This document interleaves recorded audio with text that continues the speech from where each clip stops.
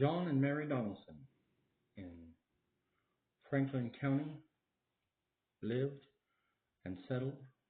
They had come from Canada by way of Dublin to lead us from a story, Dublin to D-Day by Rodney Ham.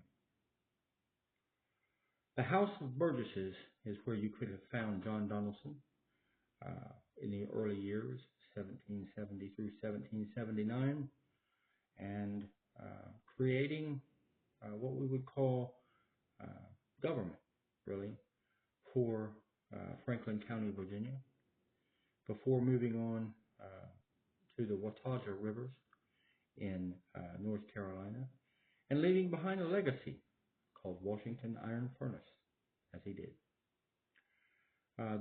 The story goes that the North Carolina territory was unsettled. There was weather and war, which caused him to pack up and head to Kentucky.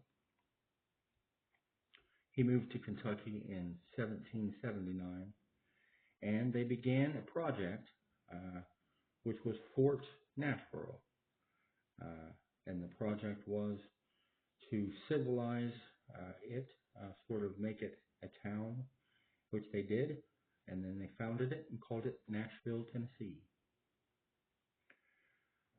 As they did that, he wrote and supported his daughter, Rachel Donaldson, as she became Rachel Roberts and moved from the Tennessee settlement to Kentucky for a very short period of time, and then decided that the marriage wasn't working out, and she left and then fell in love with a man that she called Andy.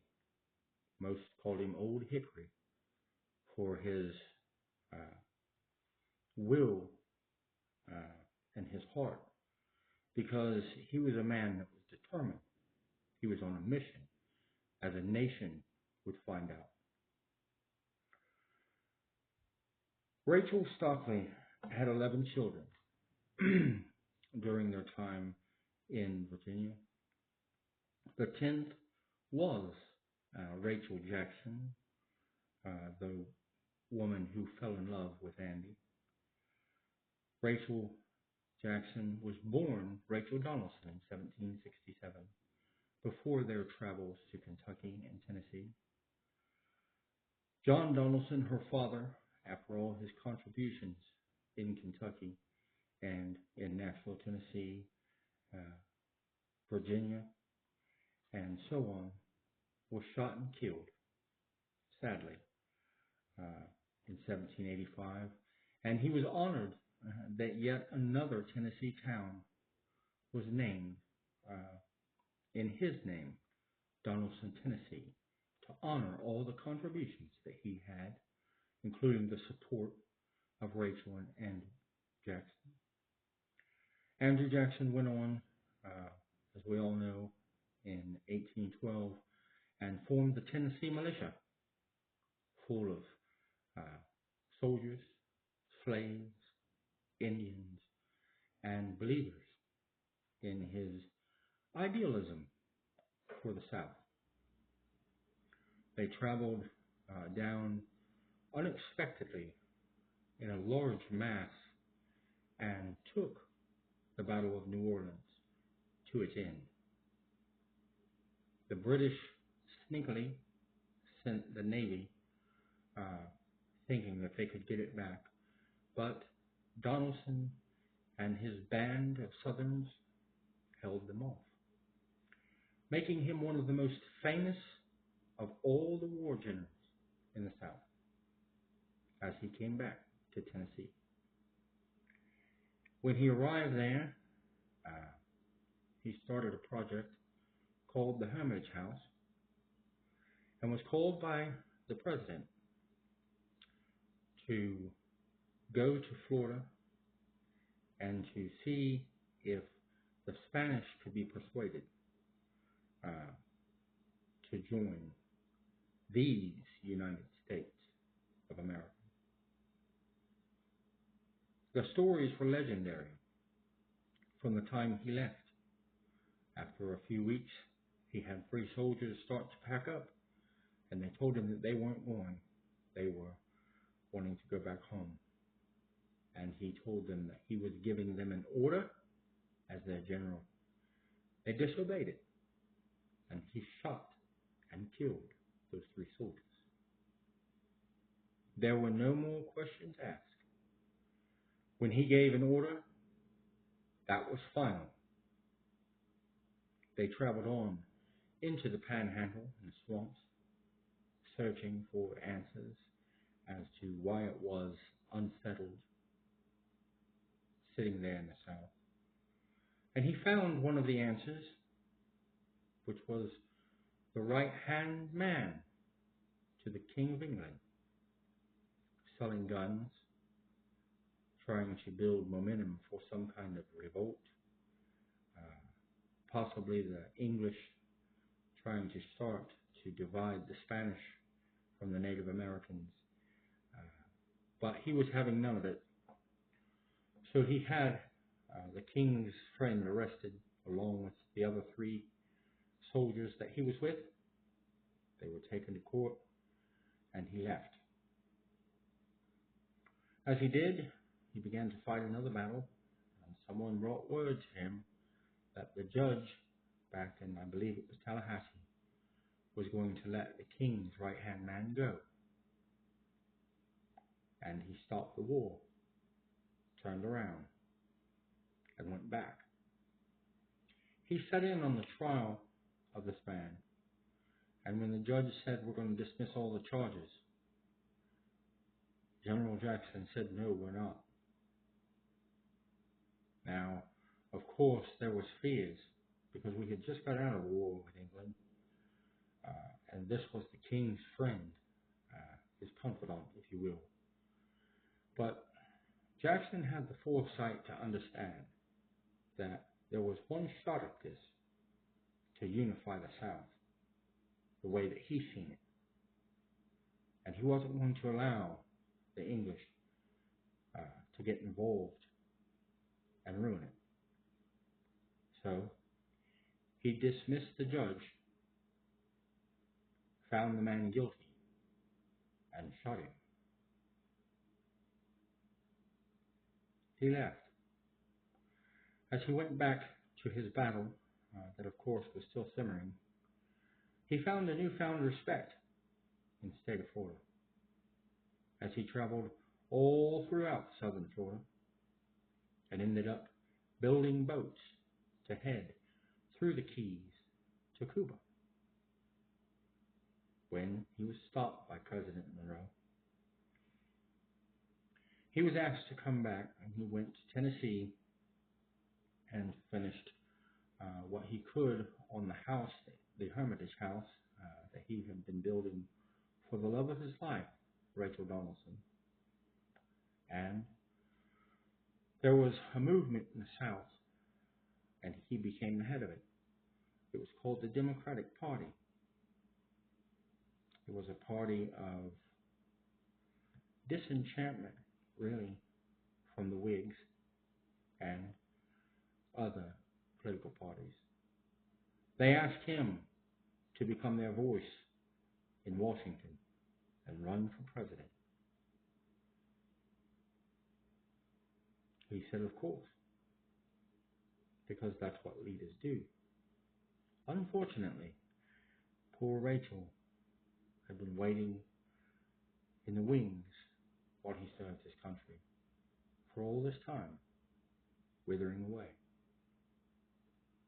As he went to fight for the position in Washington and throughout the South, they began to make a big rubbish about their marriage, being that she was married before, holding their noses up, shaming her out of jealousy, I'm sure. But you can only work on a person's ego and self-esteem for so long till they start to break down. You could see it physically. And then finally, she asked Emily, her niece, to go with him and serve him in Washington because she knew she was dying.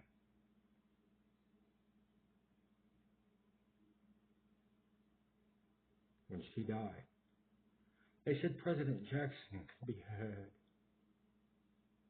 crying, sobbing, begging, but the love of his life was gone.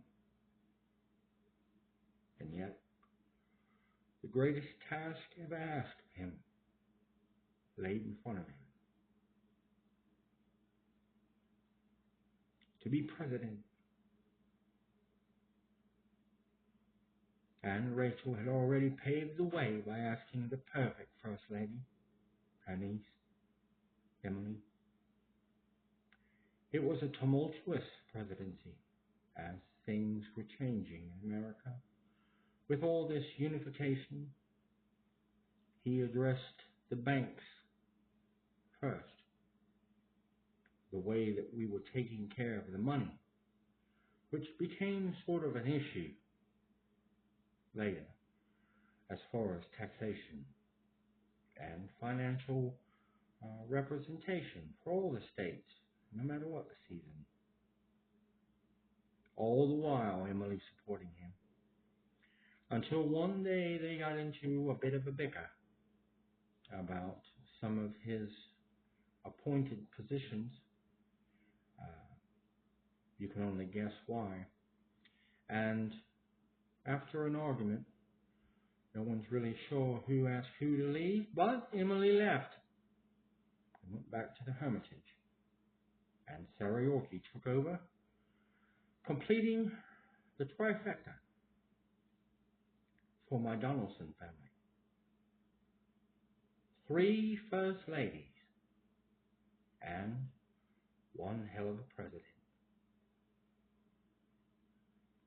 He finally left, went back to the Hemitage, and lived for 8 years, passed away. Contributions to Tennessee, the South, and the United States of America, to me, are unchallenged. I want to focus a little bit on Emily Donaldson, First Lady from 1829 to 1834. She was doted on. She was perfect for the position. She was pleasant, educated. She knew her role. And, of course, she was the wife of Andrew Jackson Jr. Emily and Andrew became married at the Hemitage House in September on the 16th day of 1824. They had 4 children: Andrew Donaldson, Mary Emily Donaldson, John Samuel Donaldson, and Rachel Jackson Donaldson. Emily, when she got back home to the Hermitage after serving President Jackson, was working out in the poplar groves and found out she had tuberculosis. Sadly, at the age of 29, she said goodbye to her family, and she passed. Pamela Wilcox Burke, thank God, remembered all the beauty of Emily Donaldson. And she published a book, the biography. It's called Emily Donaldson of Tennessee. She released it in 1944. And it's a great book to read if you want to know what it means to support your family. No matter what the issues are, family's family. At the same time that book came out, this man was looking for support. And he was looking for it from Europe. And wrote back to Crab Orchard, Tennessee, to the descendants of all those great Donaldsons before him. Jack Donaldson, who's my grandpa, and Frances Donaldson, who's my grandma, and Smith, she was born. Jack's real name was James Donaldson. They're buried at the Oak Hill Cemetery in Glendale, Ohio. And their descendant, my mother, is buried in Corwin, Ohio. And her name is Mary Donaldson. On her headstone it reads, Mary Gail Ham. And in this letter that was sent to her parents, there are a lot of interesting observations, not the least of which would be the age of the man and how he ended his life, where he ended it. It's something that needs to be found out, and I think it's a great project for me once I get all the things in order that I need to get in order. The letter reads as this. Hello, Jack. Thought I'd write you a few lines tonight while laying around in my pup tent, trying to pass away the time. Because one day seems like a week over here. No place to go, nothing to do. Well, Jack, things with you pretty good, I hope. How are you standing with the draft board now? From what I can hear, they're about to quit drafting anybody now. Say, Jack, how's your baby and wife? Fine, I hope. I guess it's Walker. By now, your baby. Well, I sure would like to be back around there for a while. This damn country here, they can take it, give it to the Indians for all I care. If I had a farm here and a home in hell, I'd sell my farm and go home. That's how well I like it. I don't think there was ever anything here but sour water and alcohol, which will kill you or make you blind. Well, I'll close up for tonight. It's getting bedtime.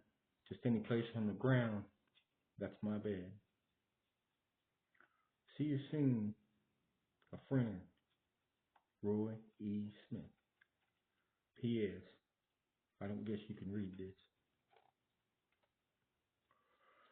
That was sent with email, paid by examiner 28370 CA.